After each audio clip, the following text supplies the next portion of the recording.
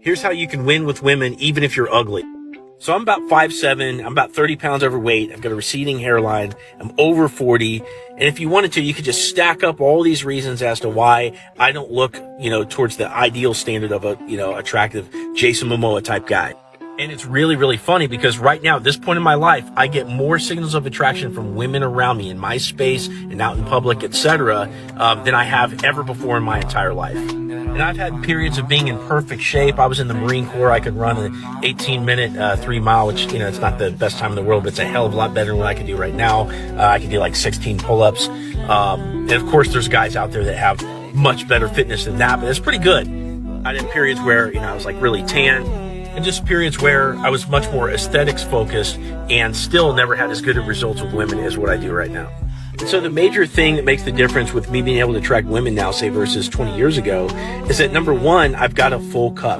I have surplus energy because of the way that I've designed my life, okay, that I can deliver that to other people. Now, the way that you make girls feel is the number one contributing factor as to whether or not you're going to have any traction with that girl, way over and above how you look.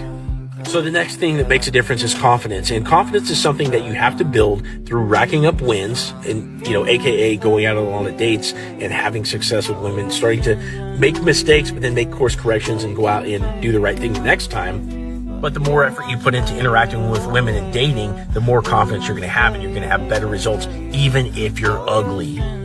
Another huge tip is being able to listen and then chime in with higher energy. So maybe you're standing around in a group conversation. Somebody says something that really triggers an exciting thought in you or exciting sentiment. And so, somebody says something about like whatever restaurant they went to. And remember, you think back to a time where you went to that restaurant and then this crazy thing happens. So you're like, oh yeah, like blah, blah, blah, blah, blah, blah, blah. And so when you can deliver that higher vibration to that person, okay, that is seen as super, super attractive because people want to feel good.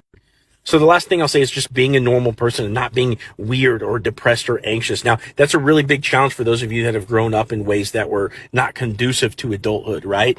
And so you have to get over your depression. You have to get over your anxiety, and you have to learn how to socialize with people in a way that makes them feel like they're the focus of the conversation and not you. And that's really hard to do when you're just coping with life as opposed to thriving. But that goes back to step one, which is having a full cup and delivering surplus energy. So take all these things into account. Don't worry about your aesthetics. Just worry about how you make that other person feel and deliver what you say with confidence, wit, and humor and playfulness, and you're going to do fine.